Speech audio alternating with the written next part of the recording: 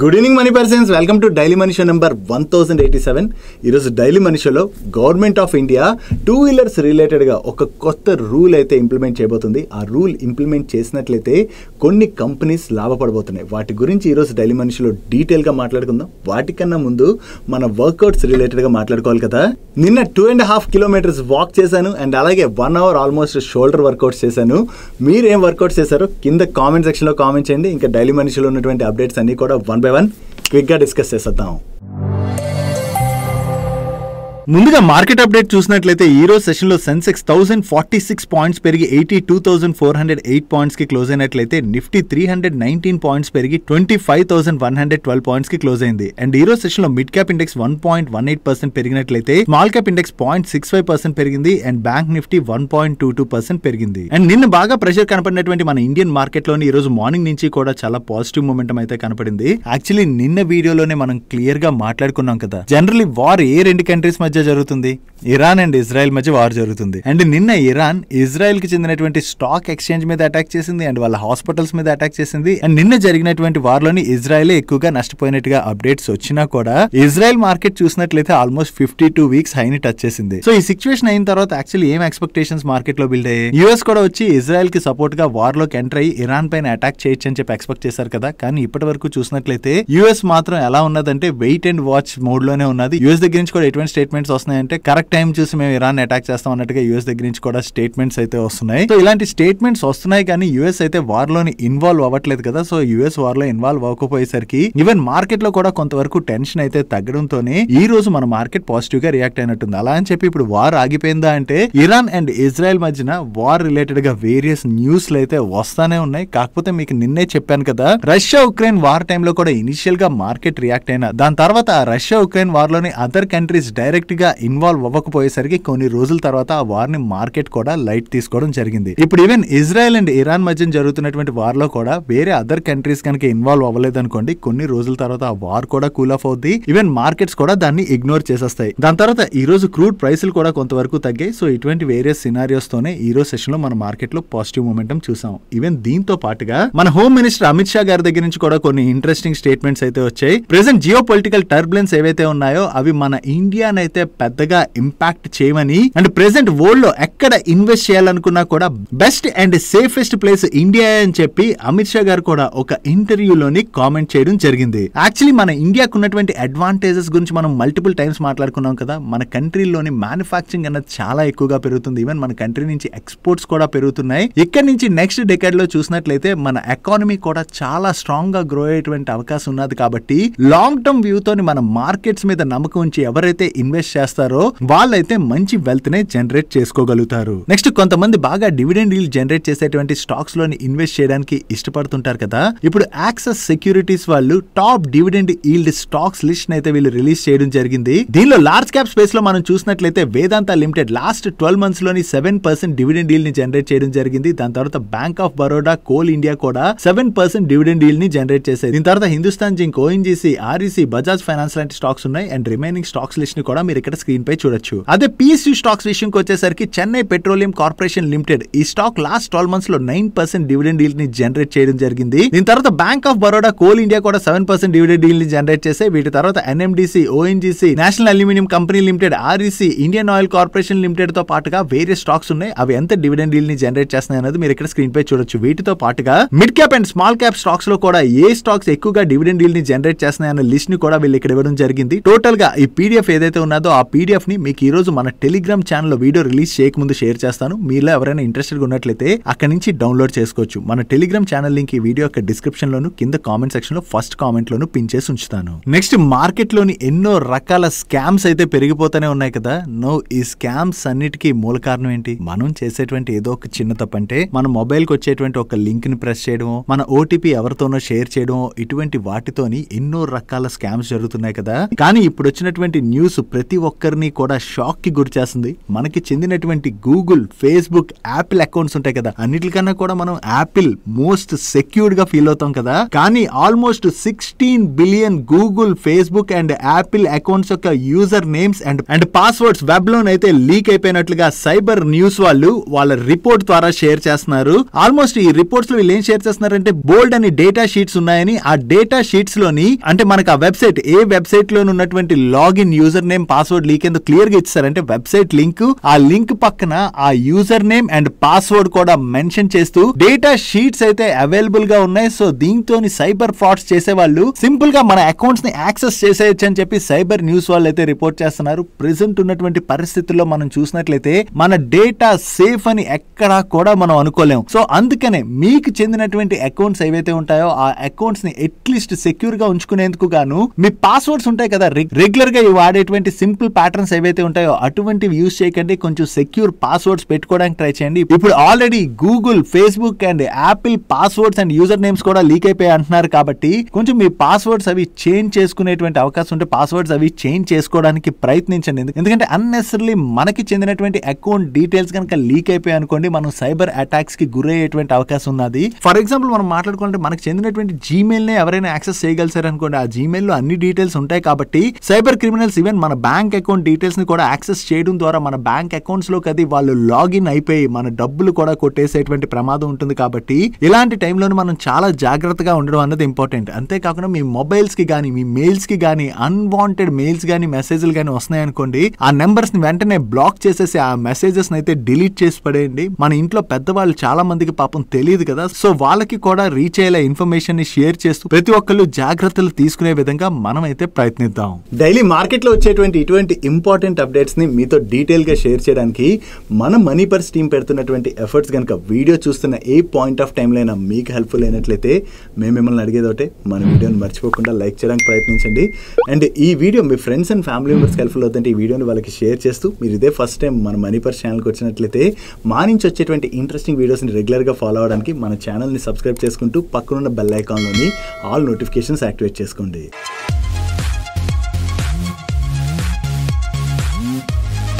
Coming to the comment of the week. ఇక్కడ పేరు లేదు, కేవీఎస్ బజ్ అని ఉన్నది. ఆయన ఏమంటున్నారంటే 3 kilometres 5 kilometres must not be every once target, 20 to 30 minutes activity చేస్తే సరిపోతుంది. అండ్ దాంతోపాటు మనకి యాక్టివిటీ కన్నా కూడా ఫుడ్ మన ఫిట్నెస్ జర్నీలో చాలా ఇంపార్టెంట్ రోల్ ప్లే చేస్తుందని చెప్పి ఆయన అంటున్నారు. ఎస్, ఆయన అంటుంది కరెక్టే. దీంతోపాటు మెంటల్ హెల్త్ కూడా మనకి చాలా ఇంపార్టెంట్, అంటే పీస్ఫుల్గా ఉండడం ఇది కూడా చాలా ఇంపార్టెంట్ అంటున్నారు. ఎస్, ఆయన చెప్పినవన్నీ కూడా కరెక్టే. ఒకళ్ళు పరిగెడుతున్నారు, వాళ్ళని చూసి మనం కూడా అలాగే పరిగెట్టాలనుకో అవసరం లేదు, మన వల్ల ఎంతైతే అంత వర్కౌట్ చేస్తే సరిపోద్ది. దీంతోపాటు మెంటల్ హెల్త్ అన్నారు కదా, అది కూడా మనకి చాలా ఇంపార్టెంట్. వీటితో పాటు మన ఫిట్నెస్ జర్నీలోని గుడ్ ఫుడ్ తీసుకోవడం అన్నది వెరీ వెరీ ఇంపార్టెంట్. దానికి మీకు ఇక్కడ ఒక పిక్ చూపెడతాను చూడండి, చూసారా? ఇది నా ఫోటోవే, 2015లోది. ఆ టైంలో మీరు చూస్తే చబ్బీగా ఉండేవాడిని చాలా, ఎందుకంటే అవుట్ సైడ్ ఫుడ్ అది తినేస్తుండేవాడిని అండ్ వర్కౌట్ అది చేయకపోతుండే. సో అలా ఉండడం వలన కొంచెం చబ్బీగా తయారైన ఆ టైంలో. సో అప్పుడు రియలైజ్ అయ్యాను అనమాట, అంటే హెల్త్ కూడా పాడైపోద్ది అని చెప్పి రియలైజ్ అయిన తర్వాత వర్కౌట్స్ చేయడం స్టార్ట్ చేశాను. వర్కౌట్స్ కన్నా కూడా ఆ టైంలో నేను ఏదైతే గుడ్ ఫుడ్ తీసుకోవడం అన్నది అలవాటు చేసుకున్నాను. దాంతో నెక్స్ట్ 1 yearలో మీకు ఇంకో ఫోటో చూపెడతా చూడండి, చాలా బక్కగా అయిపోయాను ఆ టైంలోని. సో అక్కడి నుంచి అంటే లాస్ట్ 10 yearsలోని ఆల్మోస్ట్ ఫిట్నెస్ ఎంత ఫోకస్ చేస్తున్నానో దాంతోపాటు ఫుడ్ పైన కూడా, అంటే మంచి ఫుడ్ తీసుకోవడానికి కూడా అంతే ప్రిఫరెన్స్ ఇస్తున్నాను. మండే టు ఫ్రైడే చూసినట్లయితే ఆల్మోస్ట్ నేను తీసుకునే ఫుడ్ చాలా గుడ్ ఫుడ్ తీసుకుంటాను, అంటే ఫ్రూట్స్ కావచ్చు అండ్ అలాగే నా లంచ్లోని సలాడ్ ఇంక్లూడ్ చేసుకుంటాను. సో ఇలా ఉండడం వల్ల ఏమవుతుందంటే నాకు 5 days మంచి ఫుడ్ వెళ్తుంది. వీకెండ్లో మరి అంటే తినకుండా ఉండాలంటే ఎవరు కూడా ఉండలేం కదా, ఏదో టైంలో తింటాం కదా. సో వీకెండ్లో నాకు నచ్చినవి కొంచెం ఫుడ్స్ తింటా, స్వీట్స్ కావచ్చు లేదంటే ఇంకేమైనా అదర్ ఫుడ్స్ కావచ్చు, అటువంటివి కూడా తీసుకుని ఉంటా. సో ఇలాగ గుడ్ ఫుడ్ తీసుకోవడం మనం అలవాటు చేసుకున్నాం అనుకోండి, ఫిట్నెస్ జర్నీ ఎవరైతే కంటిన్యూ చేస్తున్నారో, యాక్చువల్లీ రెగ్యులర్గా వర్కౌట్స్ అవి చేస్తున్నారు కదా, దాంతోపాటు మంచి ఫుడ్ కూడా అలవాటు చేసుకున్నట్లయితే ఫిట్గా ఉండడమే కాదు చాలా హెల్దీగా కూడా ఉంటాం. So focus this.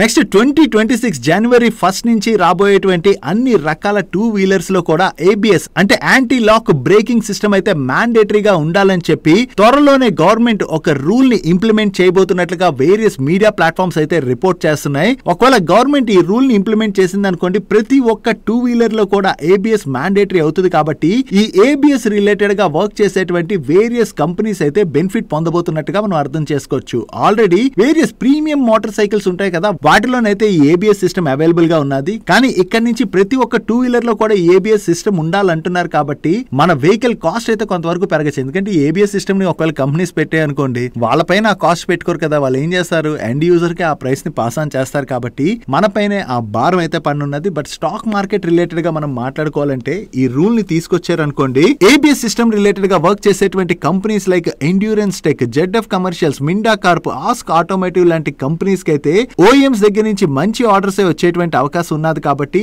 ఈ కొత్త రూల్ వచ్చినట్లయితే ఈ కంపెనీస్ అన్ని లాభపడబోతున్నట్లుగా మనం అర్థం చేసుకోవచ్చు. నెక్స్ట్ గెలైట్స్ వల్ల హెచ్ఐవి ట్రీట్మెంట్ డ్రగ్ కి యుఎస్ ఎఫ్డిఏ అప్రూవల్ అయితే వచ్చినట్లుగా మీడియా ప్లాట్ఫామ్స్ రిపోర్ట్ చేస్తున్నాయి. ఈ డ్రగ్ ఇయర్లీ ట్వైస్ యూజ్ చేసేటువంటి యాంటీ వైరల్ డ్రగ్ అని, దీన్ని యూజ్ చేయడం ద్వారా హెచ్ఐవిని అయితే ప్రివెంట్ చేయొచ్చు అని చెప్పి వీళ్ళు షేర్ చేస్తున్నారు. కాకపోతే ఈ డ్రగ్ ఎంత త్వరగా లాంచ్ అవుతుంది అన్నది ఇప్పుడే చెప్పలేం. ఎందుకంటే ట్రంప్ గవర్నమెంట్ వచ్చిన దగ్గర నుంచి కూడా హెచ్ఐవి ప్రివెన్షన్ ఎఫర్ట్స్ కోసం ఫెడరల్ ఫండింగ్ ఏదైతే ఉన్నదో దాన్ని కట్ చేయబోతున్నట్టుగా అనౌన్స్ చేస్తున్నారు కదా. సో దీనివల్ల ఈ డ్రగ్ లాంచ్ అనేది కొంత డిలే అవ్వచ్చేమో అని చెప్పి వేరియస్ మీడియా ప్లాట్ఫామ్స్ రిపోర్ట్ చేయడం జరిగింది. సో ఇప్పుడు ఈ డ్రగ్ ఎప్పుడు వస్తుంది అన్నది మనం చూడవలసి ఉన్నది. ఒకవేళ ఈ హెచ్ఐవి ప్రివెన్షన్ డ్రగ్ లాంచ్ అయ్యి సక్సెస్ఫుల్ గా గనక వర్క్ చేసినట్లయితే దానివల్ల లోరస్ ల్యాబ్స్ పైన కొంతవరకు ఇంపాక్ట్ పడేటువంటి అవకాశం ఉన్నది. ఎందుకంటే లోరస్ ల్యాబ్స్ వాళ్ళు ఈ హెచ్ఐవి రిలేటెడ్ గా డ్రగ్ ఫార్ములేషన్స్ అయితే మ్యానుఫ్యాక్చర్ చేస్తూ ఉంటారు కదా. నో దీనికి పర్మనెంట్ సొల్యూషన్ కింద ఈ డ్రగ్ కనుక వర్క్ చేసినట్లయితే దానివల్ల లోరస్ వాళ్ళపైన అయితే ఇంపాక్ట్ పడేటువంటి అవకాశం ఉన్నది. నెక్స్ట్ డిఫెన్స్ పిఎస్యు కంపెనీ అయినటువంటి హిందుస్థాన్ ఏరోనాటిక్స్ లిమిటెడ్ వాళ్ళ రిలేటెడ్ గా ఒక పాజిటివ్ న్యూస్ అయితే కనిపిస్తున్నది.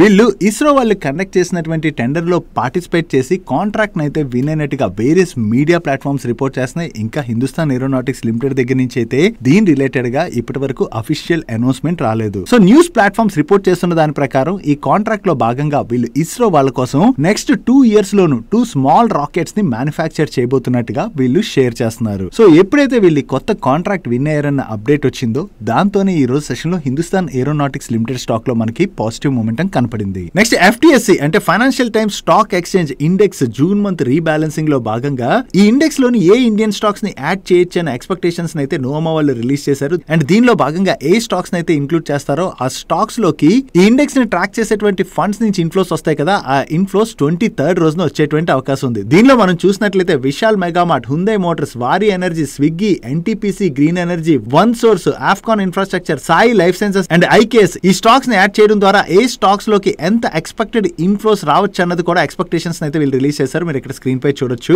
విశాల్ మెగామార్ట్ లోకి దగ్గరగా $150 million వరకు ఇన్ఫ్లోస్ రావచ్చని, హుండైలోకి $56 million వరకు ఇన్ఫ్లోస్ రావచ్చని, అండ్ వారి ఎనర్జీస్ లోకి $49 million వరకు కూడా ఇన్ఫ్లోస్ రావచ్చని చెప్పి నోమా వాళ్ళు షేర్ చేస్తున్నారు. సో ఎప్పుడైతే ఎఫ్టిఎస్సి ఇండెక్స్ లోని ఈ స్టాక్స్ ని యాడ్ చేస్తారు అండ్ వీటిలోకి ఇంత ఇన్ఫ్లోస్ రావచ్చు అని చెప్పి అప్డేట్స్ వచ్చాయో దీంతోనే ఈ రోజు సెషన్ లోని ఇక్కడ కనపడుతున్నటువంటి మోస్ట్ ఆఫ్ ది స్టాక్స్ లోని మనకు అంత పాజిటివ్ మూమెంటం కనపడింది. అండ్ వీటితో పాటు ఈ ఇండెక్స్ లోని ఏ స్టాక్స్ యొక్క వెయిటేజ్ ని పెంచొచ్చు అండ్ ఏ స్టాక్స్ యొక్క వెయిటేజ్ ని తగ్గించొచ్చు అండ్ వెయిటేజ్ తగ్గించినటువంటి స్టాక్స్ నుంచి ఎంత అవుట్ ఫ్లోస్ వెళ్ళొచ్చు అనే ఎక్స్పెక్టేషన్స్ కూడా మీరు ఇక్కడ స్క్రీన్ పై చూడొచ్చు. నెక్స్ట్ ఈ రోజు సెషన్ లో ప్రాజెక్ట్ ఫైనాన్సింగ్ సొల్యూషన్స్ ప్రొవైడ్ చేసేటువంటి పిఎఫ్సి, ఆర్ఈసి అండ్ ఇరెడా లాంటి స్టాక్స్ లోని మనకి పాజిటివ్ మూమెంటం కనపడింది కదా. దానికి రీజన్ ఏంటంటే ఆర్బీఐ ప్రీవియస్ గా ప్రాజెక్ట్ ఫైనాన్సింగ్ చేసేటువంటి కంపెనీస్ రిలేటెడ్ గా డ్రాఫ్ట్ గైడ్ లైన్స్ అయితే తీసుకురావడం జరిగింది. ఈ డ్రాఫ్ట్ గైడ్ లైన్స్ లోని వీళ్ళు ప్రాజెక్ట్ ఫైనాన్స్ చేస్తారు కదా, ఆ టోటల్ కాస్ట్ లోని ప్రొవిజన్ కవరేజ్ రేషియో ఏదైతే ఉంటుందో దాన్ని ఒక్కసారి అమాంతం పెంచాలని చెప్పి డ్రాఫ్ట్ గైడ్ లైన్స్ లోని మెన్షన్ చేసేసరికి దాని వలన ఈ కంపెనీస్ యొక్క CET1 రేషియోస్ పైన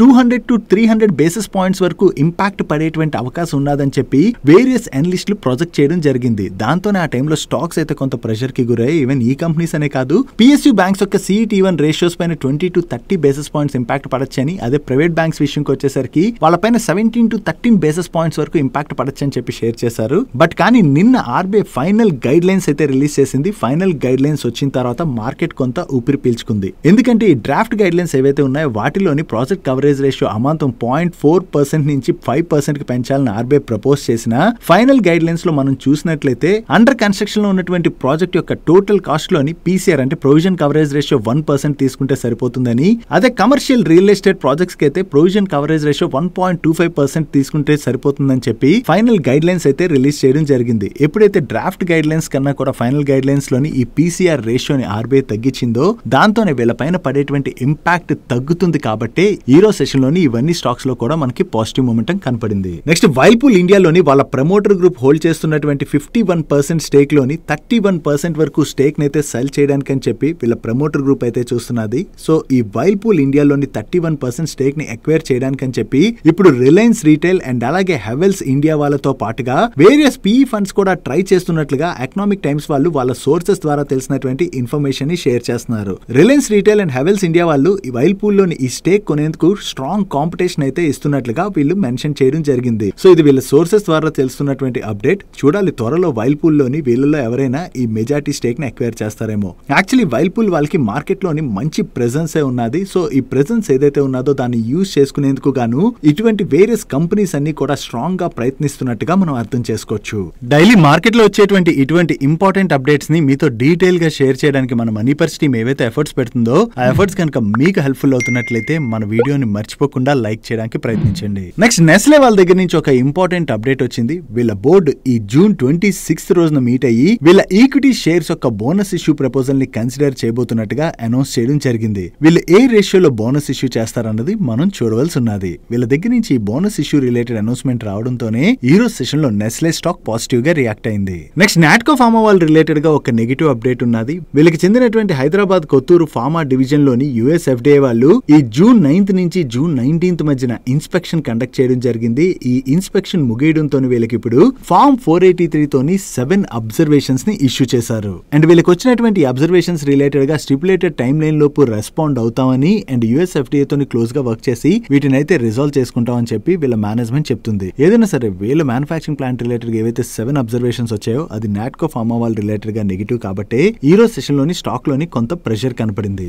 నెక్స్ట్ పారిస్ లో జరుగుతున్నటువంటి ఎయిర్ షో లోని యాక్సెస్ గేట్స్ వాళ్ళు 1 by 1 కంపెనీస్ తోని పార్ట్నర్షిప్స్ అయితే అనౌన్స్ చేస్తున్నారు కదా. దీనిలో భాగంగా ఇప్పుడు వీళ్ళు space surveillance and situational awareness లోని యూరోపియన్ లీడర్ అయిన ఆల్డోరియా వాళ్ళతో కూడా ఒక ఎంఓయూ సైన్ చేయడం జరిగింది. ఈ ఎంఓయూలో భాగంగా మన ఇండియా యొక్క స్పేస్ సేఫ్టీ, సెక్యూరిటీ అండ్ సోవర్నిటీకి కంట్రిబ్యూట్ చేసేందుకు గాను కటింగ్ ఎడ్జ్ ఎస్ఎస్ఎస్ సొల్యూషన్స్ లోని high level data and system alignment లో ఉన్నటువంటి ఆపర్చునిటీస్ ని ఎవాల్యుయేట్ చేయబోతున్నట్టుగా షేర్ చేస్తున్నారు. సో ఇలా వీళ్ళు వేరియస్ కంపెనీస్ తోని కొలాబరేట్ అయ్యి డిఫెన్స్ అండ్ ఏరోస్పేస్ సెక్టర్స్ లో ఉన్నటువంటి ఆపర్చునిటీ ఏదైతే ఉన్నదో దాన్ని క్యాటర్ చేయడానికి ప్రయత్నిస్తున్నారు కాబట్టి ఇది యాక్సెస్ గేట్స్ వాళ్ళ రిలేటెడ్ గా మనం లాంగ్ టర్మ్ లోని పాజిటివ్ గా చూడొచ్చు. నెక్స్ట్ ఇన్ఫ్రాస్ట్రక్చర్ ప్రాజెక్ట్స్ కి ఈపీసీ సర్వీసెస్ ప్రొవైడ్ చేసేటువంటి ఐటీడీ సిమెంటేషన్ వాళ్ళు కొత్తగా 2 కాంట్రాక్ట్స్ విన్ అయ్యారు. ఈ కాంట్రాక్ట్స్ యొక్క వాల్యూ అప్రాక్సిమేట్లీ 960 crores అండ్ దీనిలోని ఒక కాంట్రాక్ట్ వీళ్ళు కేరళలోని Trivandrum international airport project works చేయడానికి విన్ అయినట్లయితే మరొక కాంట్రాక్ట్ వెస్ట్ బెంగాల్ కోల్కతాలోని multi storeyed commercial building construction related గా విన్ అయినటువంటి కాంట్రాక్ట్. వీళ్ళు ఏవైతే ఈ కొత్త కాంట్రాక్ట్స్ విన్ అయ్యారో